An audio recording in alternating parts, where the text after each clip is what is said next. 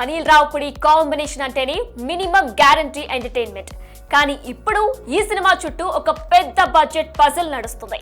Multi starrer చేయాలని ఆశ ఉంది, కానీ హీరోల రెమ్యునరేషన్ వింటేనే నిర్మాతలకు చెమటలు పడుతున్నాయి. అసలు పక్క రాష్ట్రం హీరోలు మన సినిమాల్లోకి రావాలంటేనే అంత సీన్ ఉందా, లేక అనిల్ రావుపుడి మార్కెట్ కంటే ఎక్కువ ఆశిస్తున్నారా? ఈ ప్రాజెక్ట్ అసలు సెట్స్ పైకి వెళ్తుందా, లేక బడ్జెట్ భారంతో ఆగిపోతుందా? Let's break it down.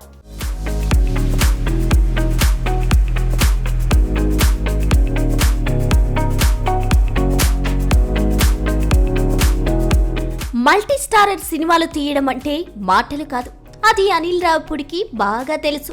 కానీ ఇప్పుడు ఆయన ప్లాన్ చేస్తున్న కొత్త సినిమాకు అసలు సమస్య పాత్రలు కాదు, పారితోషికాలు. విక్టరీ వెంకటేష్ లాంటి సీనియర్ హీరో పక్కన మరో స్టార్ కావాలి, అది కూడా పక్క రాష్ట్రం హీరో అయితేనే మార్కెట్ బాగుంటుందని ప్లాన్. కానీ ఆ ప్లాన్ ఇప్పుడు రివర్స్ కొడుతోంది. ఒకప్పుడు నాన్ థియేట్రికల్ రైట్స్, ఓటీటీ డీల్స్తో మేకర్స్ కాన్ఫిడెంట్ గా ఉండేవారు. కానీ ఇప్పుడు సీన్ మారింది. ఓటీటీ మార్కెట్ డల్ అయిపోయింది. బిజినెస్ లో అనుకున్నంత జరగడం లేదు. మొన్నటికి మొన్న మెగాస్టార్ సినిమాలో వెంకటేష్ గెస్ట్ రోల్ కే బడ్జెట్ 15 కోట్లు పెరిగిపోయింది. మరి ఇప్పుడు వెంకటేష్ ఫుల్ లెంత్ హీరోగా చేస్తున్న సినిమాలో రెండో హీరోగా ఎవరిని తెచ్చినా బడ్జెట్ కొండలా పెరిగిపోవడం పక్కా. ముందుగా మలయాళ స్టార్ ఫహద్ ఫాజిల్ ను అనుకున్నారు, కానీ ఎక్కడో తేడా కొట్టింది. ఆయన కాదన్నారు. పోనీ తమిళ హీరో కార్తీని తెద్దామా అంటే ఆయన రేంజ్ ఇప్పుడు 30 కోట్లు. పైగా ఊపిరి తర్వాత మరే మల్టీ స్టారర్ చేయడానికి కార్తీ ఆసక్తి చూపడం లేదు. తనకంటూ సోలో మార్కెట్ ఉన్నప్పుడు ఇక్కడ వచ్చి మరో హీరో సినిమాలో ఎందుకు చేస్తారు? ఈ చిన్న లాజిక్ టీమ్ కు అర్థం కానట్టుంది. స్క్రిప్ట్ వర్క్ కోసం అనిల్ రావుపుడి వైజాగ్ వెళ్తున్నారు సరే, కానీ అక్కడ స్క్రిప్ట్ ఫినిష్ అయ్యేలోపు ఇక్కడ హీరో ఫైనల్ అవుతారా? అనుకున్న బడ్జెట్ లో బాగా తెలిసిన ముఖం ఉండి తక్కువ పారితోషికం తీసుకునే హీరో కోసం గాలిస్తున్నారు. అంటే క్వాలిటీ కంటే కాంప్రమైజ్ కే ఎక్కువ ఇంపార్టెన్స్ ఇస్తున్నారా? ఈ కసరత్తులు చూస్తుంటే సినిమా కంటే ముందే బడ్జెట్ లెక్కల్లోనే టీం అలసిపోయేలా ఉంది. మొత్తానికి పేరుకేమో మల్టీ స్టారర్, కానీ లోపల మాత్రం full budget tensions. Anil Ravipudi గారు వైజాగ్ నుంచి వచ్చేసరికి ఏ హీరో దొరుకుతారో, లేక ఈ సినిమా కేవలం వెంకటేష్ సోలో ప్రాజెక్ట్ గా మిగిలిపోతుందో చూడాలి. ఒకవేళ కార్తీ లాంటి వాళ్ళు వస్తే మాత్రం బడ్జెట్ తడిసి మోపెడవ్వడం ఖాయం. చూడాలి అనిల్ అనుకున్న బడ్జెట్ లో చివరకు ఎవరో ఆన్బోట్ అవుతారో.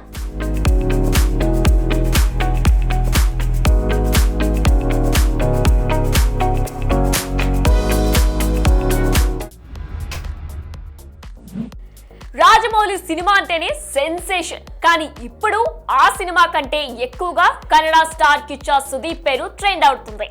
మా వాళ్ళని వాడుకుంటున్నారు, కానీ మాకు మాత్రం ఎవ్వరూ సహకరించడం లేదు అంటూ రీసెంట్ గా కన్నడ ఇండస్ట్రీ ఫైర్ అయిన సుదీప్ ఇప్పుడు సైలెంట్ గా రాజమౌళి సినిమాలో చేరిపోయారా? అప్పుడు మాట్లాడింది ఒకటైతే ఇప్పుడు చేస్తున్నది ఇంకొకట. అసలు సుదీప్ మాటలకు అర్థమేంటి?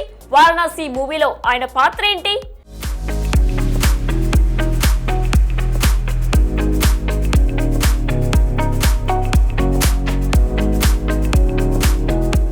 నోటితో ఒకటి చెప్పి చేత్తో ఇంకోటి చేయడం అంటే ఇదేనేమో. కొద్ది రోజుల క్రితం వరకు కన్నడ నటులను ఇతర భాషల వాళ్ళు కేవలం గెస్ట్ రోల్స్ కోసం, క్యామియోల కోసమే వాడుకుంటున్నారని, కానీ కన్నడ సినిమాలకు మాత్రం ఇతర భాషా హీరోలు సహకరించడం లేదని పెద్ద పెద్ద మాటలే చెప్పాడు కిచ్చా సుదీప్. తాము పిలిచిన స్టార్ హీరోలు రావడం లేదని ఆవేదన వ్యక్తం చేసిన ఆయన ఇప్పుడు మళ్ళీ అదే పరభాష సినిమాలో అది ఒక సైడ్ క్యారెక్టర్ కోసం సిద్ధమవడం ఏంటనే క్వశ్చన్ గట్టిగానే రైజ్ అవుతున్నాయి. రాజమౌళి అంటే సుదీప్ కు సాఫ్ట్ కార్నర్ ఉండొచ్చు. బాహుబలిలో కత్తి పట్టుకుని ఒక సీన్ లో కనిపించారు, ఈగలో విలన్ గా చేశారు. కానీ ఇక్కడ పాయింట్ రాజమౌళి కాదు, సుదీప్ సిద్ధాంతం. ఇండస్ట్రీల మధ్య సహకారం లేదని విమర్శలు గుప్పించిన సుదీప్ ఇప్పుడు మహేష్ బాబు సినిమాలో ఒక రోల్ కోసం రాజమౌళి పిలవగానే అన్నీ మర్చిపోయి వెళ్లారా? మరి అప్పుడు ఆ వేదాంతం ఎందుకు చెప్పినట్టు అని నెటిజన్లు ట్రోల్ చేస్తున్నారు. ప్రస్తుతం జోరుగా జరుగుతున్న ఈ మూవీ షూటింగ్ లో సుదీప్ పాల్గొంటున్నారని film Nagar talk.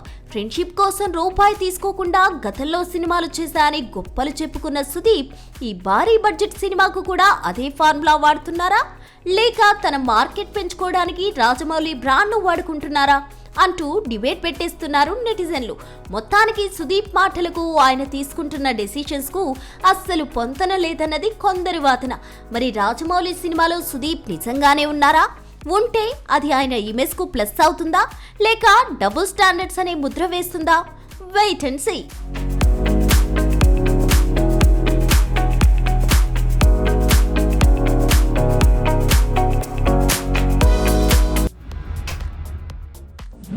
Power star Pawan Kalyan నుంచి ఒక్క అప్డేట్ వస్తే చాలు ఇంటర్నెట్ షేక్ అవ్వాల్సిందే.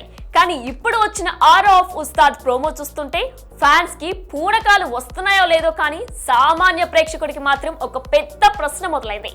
గబ్బర్ సింగ్ మ్యాజిక్ ని రిపీట్ చేస్తామంటున్న హరీష్ శంకర్ పవన్ కళ్యాణ్ ని మళ్ళీ ఆ పాత కాలపు మేనరిజమ్స్ లోనే బంధించేస్తున్నారా? ఈ ప్రోమోలో కొత్తదనం ఉందా లేక కేవలం పాత జ్ఞాపకాలనే అమ్ముకుంటున్నారా? చూసేద్దామా?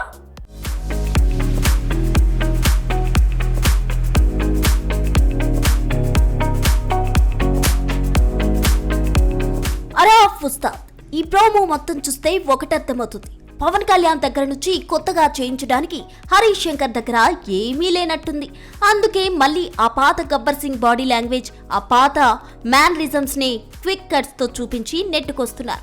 ప్రేక్షకులకు కావాల్సింది కొత్తదనం, కానీ ఇక్కడ కనిపిస్తుంది మాత్రం కేవలం పాత వర్షన్ కు పాలిష్ కొట్టిన విజువల్స్ మాత్రమే. ఇక దేవిశ్రీ ప్రసాద్ గారి సంగీతం వినడానికి బాగున్నట్టే ఉంటుంది, కానీ ఎక్కడో విన్న ట్యూన్ నే మళ్ళీ వాయించినట్టు అనిపిస్తోంది. ప్రోమోలో యానిమేషన్ క్వాలిటీ గురించి ఊదరగడుతున్నారు, కానీ అసలు షూటింగ్ లో విజువల్స్ పవర్ఫుల్ గా లేనప్పుడే ఇలాంటి గ్రాఫిక్ జిమ్మికులు అవసరమయ్యేది. సినిమా షూటింగ్ కంటే ప్రమోషన్స్ కే ఎక్కువ గ్రాఫిక్స్ వాడుతున్నారా అన్న సెటైర్లు కూడా కాస్త గట్టిగానే వినిపిస్తున్నాయి. ఇక మార్చి 26న రిలీజ్ అంటూ మేకర్స్ హడావిడి చేస్తున్నారు, కానీ పవన్ కళ్యాణ్ గారి పాలిటిక్స్ కు, ఆయన డేట్స్ కు, సినిమా క్వాలిటీకి అస్సలు సింక్ కుదురుతుందా? మొన్నటి వరకు షూటింగ్ అప్డేట్స్ లేవు, ఇప్పుడు సడన్ గా పాటలు, ప్రోమోలు అంటే కంటెంట్ మీద నమ్మకంతోనా లేక హడావిడిగా రిలీజ్ చేసేయాలనా? హరీష్ శంకర్ భగత్ సింగ్ ను మరీ అంత మాస్ గా చూపించే ప్రయత్నంలో క్లాస్ ని మిస్ చేస్తున్నారా? ఫిబ్రవరి 22న రాబోయే పూర్తి పాటతో ఆయన క్లారిటీ వస్తుందేమో చూడాలి. ప్రోమోలో చూపించిన హంగామా సాంగ్ లో లేకపోతే మాత్రం ఉస్తాద్ కి ట్రోల్స్ తప్పవు. పవన్ కళ్యాణ్ క్రేజ్ ఉంటే ఏదైనా ఆడిపోతుందిలే అన్న ధీమా మేకర్స్ లో కనిపిస్తోంది, కానీ కథలో బలం లేకపోతే మేనరిజమ్స్ ఎన్ని ఉన్నా లాభం లేదని రిమైండ్ చేసేస్తున్నారు నెటిజన్లు. అరఫ్ ఉస్తాద్ చుట్టూ ఉన్న నెగిటివ్ బజ్ పాత మేనరిజమ్స్ తోనే సినిమాను నడిపిస్తారా లేక థియేటర్లో ఏమైనా సర్ప్రైజ్ ఉంటుందా? హరీష్ శంకర్ గారు గబ్బర్ సింగ్ మ్యాజిక్ ను రిపీట్ చేస్తారా లేక పాత జ్ఞాపకాలతోనే సరిపెడతాడా?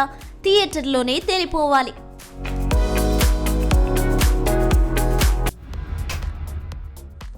హనుమాన్ సినిమాతో ఒక్కసారిగా పాన్ ఇండియా డైరెక్టర్ అయిపోయిన ప్రశాంత్ వర్మ ఇప్పుడు సినిమాల కంటే స్టేట్మెంట్లతోనే ఎక్కువ వార్తల్లో నిలుస్తున్నారు.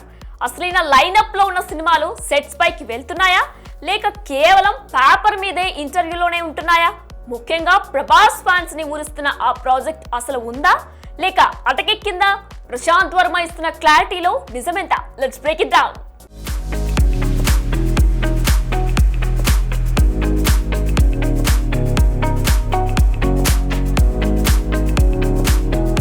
ఒక సక్సెస్ రాగానే ఆకాశమే హద్దుగా ప్రాజెక్టులు అనౌన్స్ చేయడం ప్రశాంత్ వర్మకు అలవాటుగా మారింది. మొన్నటికి మొన్న హనుమాన్ హిట్ అవ్వగానే జై హనుమాన్ వస్తుంది, యష్ నటిస్తున్నాడు అంటూ భారీగా అనౌన్స్ చేశారు. ఇప్పుడు జై హనుమాన్ అంటూ హంపీలో షూటింగ్ అంటున్నారు. సరే, మరి అంతకుముందు అనౌన్స్ చేసిన ప్రాజెక్టుల సంగతేంటి? అవి ఏమయ్యాయో ఎవరికీ తెలీదు. ఇవన్నీ పక్కన పెడితే గత 2 రోజులుగా సోషల్ మీడియాలో ప్రభాస్ ప్రశాంత్ వర్మ సినిమా క్యాన్సిల్ అయిందనే వార్త గట్టిగా వినిపిస్తోంది. ఈ గాసిప్స్ పై ఎట్టకేలకు క్లారిటీ ఇచ్చాడు ప్రశాంత్ వర్మ, కానీ అది వినడానికి విడ్డూరంగా ఉంది.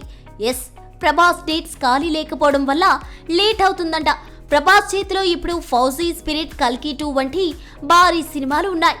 మరో 2 ఏళ్ల వరకు ప్రభాస్ స్కెడ్యూల్ ఖాళీ అవ్వదని బయ్యర్ల దగ్గర నుంచి బడా డైరెక్టర్స్ వరకు అందరికీ తెలుసు. మరి ప్రశాంత్ వర్మకు ఈ విషయం ఇప్పుడు కొత్తగా తెలిసిందా?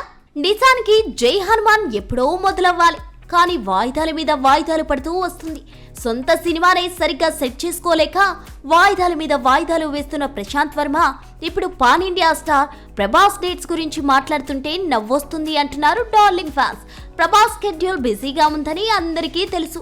కానీ ప్రశాంత్ వర్మ మాత్రం ఏదో కొత్త విషయం చెప్తున్నట్టు బిల్డప్ ఇస్తున్నాడని సెటైలు వేస్తున్నారు నెటిజన్స్. ప్రభాస్ సినిమా ఉంది అని చెప్పి కేవలం పబ్లిసిటీ చేసుకుంటున్నారని, ప్రభాస్ ఇమేజ్ ను వాడుకుని హైప్ క్రియేట్ చేయడం ప్రశాంత్ వర్మకు కొత్తేం కాదన్నది ఫిల్మ్ సర్కిల్స్ లో వినిపిస్తున్న టాక్. ఇక జై హనుమాన్ పూర్తయ్యేసరికి ప్రభాస్ ఇంకా ఎన్ని సినిమాల్లో బిజీ అవుతాడో, దాంతో అప్పుడు మళ్ళీ డేట్స్ లేవు అని కొత్త సాకులు చెబుతారేమో. మరి నిజంగానే ఈ డైరెక్టర్ గారు చెప్పినట్టు ప్రభాస్ గ్రీన్ సిగ్నల్ ఇస్తాడా, లేక ఇది కూడా ప్రశాంత్ వర్మ సినిమాటిక్ యూనివర్స్ లో ఒక కలగానే మిగిలిపోతుందా? చూద్దాం.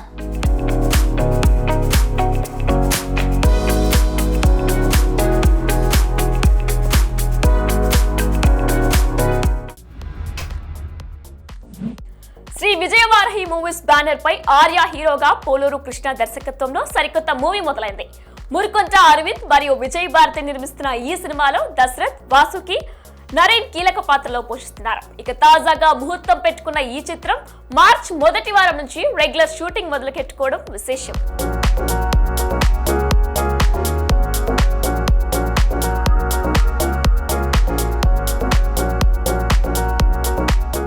ఈ కథ ఫస్ట్ అనుకున్నప్పుడు పెద్ద కథగానే రాసామండి. ఎప్పుడైతే ఆర్య న్యూ కమర్గా ఎంటర్ అవుతున్నాడో కథలో చిన్న చిన్న చేంజ్ చేసి ఒక న్యూ కమర్ని ల్యాండ్ చేసేటప్పుడు ఎలాంటి జాగ్రత్తలు తీసుకోవాలో అలా జాగ్రత్తలు తీసుకుని కథని డిస్టర్బ్ చేయకుండా ఆ కథను ఆ సోల్ని ఇది చేసుకుంటూ కథ రెడీ చేసాం. సార్ వాళ్ళు కథ చెప్పిన తర్వాత నాకు ఆఫీస్ ఇచ్చారు. ఒక 4 months దాంట్లో స్క్రీన్ ప్లే, డైలాగ్స్ అన్నీ ఫినిష్ చేసాం. మార్చి నుంచి షూటింగ్ వెళ్తున్నాం. మార్చి, ఏప్రిల్, మే షూటింగ్ ఉంటుందండి. శ్రీ విజయవారహి మూవీస్ నుంచి